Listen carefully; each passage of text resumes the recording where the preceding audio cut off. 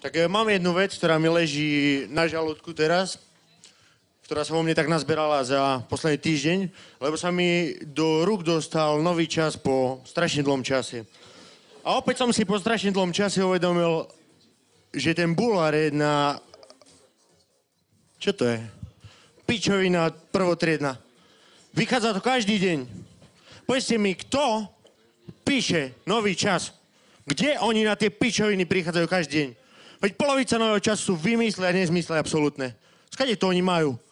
Majú tam 5 ľudí, ktorí proste sedia v izbe zavretí a rozmýšľajú čo ja viem? No čo do piči. Slota, ne? Sa pod kolo šnúrku jebol. Viem.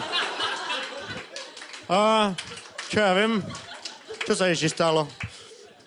Roztopil sa ľad na polke ihriska, na hokej, tak sa tam popadali všetci. Lebo ja neviem, aké pičoviny sa ešte dajú vymyslieť. Všetko možné, no.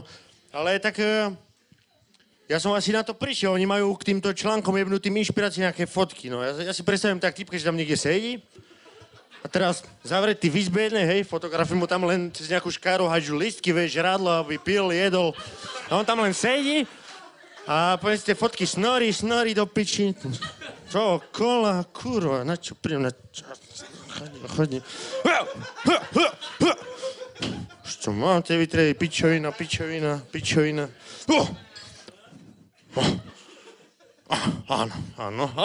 Áno.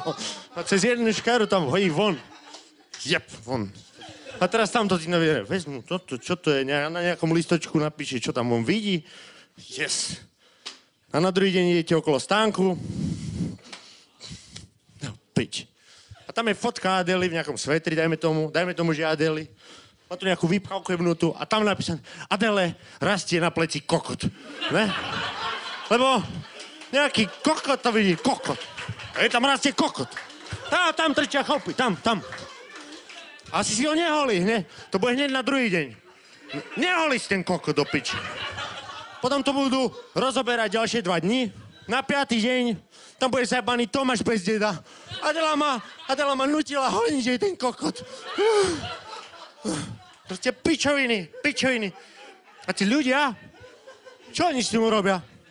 Čo, môže tam prísť nejaký urológ na ďalší týždeň, oni dokážu tieto pičoviny rozťahovať na 10 dní v kuse. Áno, ona ku mne chodila lečiť ten svoj kokot. Áno. A má obriezku. Do pič. No. Čiže, logicky, Adela bude asi mať židovský pôvod. To môže byť hneď v ďalšom jebnutom čísle. No.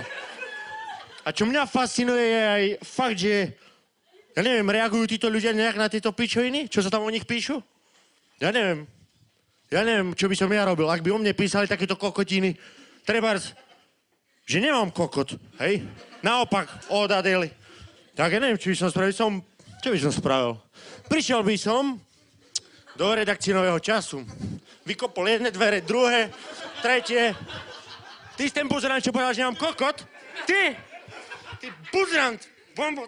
Skurvec, toto nie je môj kokot! Buzerant! Vyjebaný!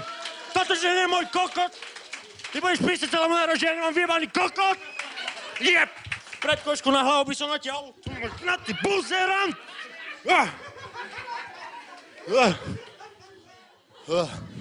No, ale aby som tento vyjebaný bulvár tak celý neočierňoval, niekedy sa nájde aj niečo pekné a krásne. Ja si pamätám na jednu vec, keď som ešte chodil na výšku, bolo to zhruba pred 2 rokmi, a prišla mi správa. Kúp si nový čas, hneď. OK.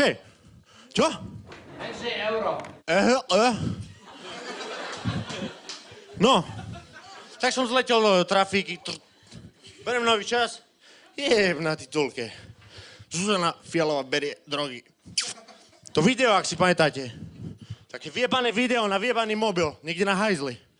Si hovorím, konečne, yes, niekto to tam ukázal.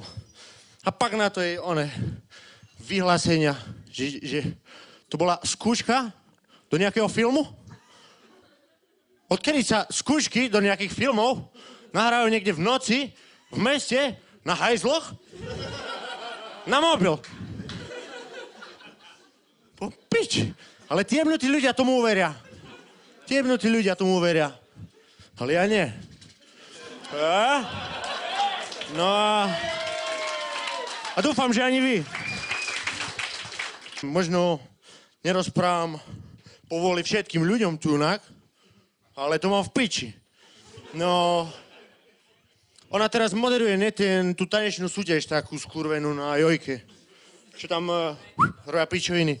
Sedem pri Facebooku minule, ten Facebook sa tu spomínal až dnes dosť často, na to, že vôbec nebol témou ničo. A zrazu, vidíte, čo sa tu deje na Jojke? Čo to za status jebaný?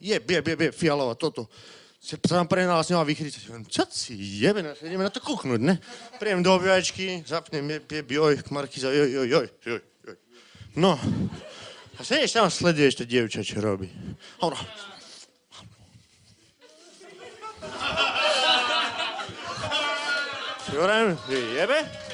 Jebe tomu dievčaťu.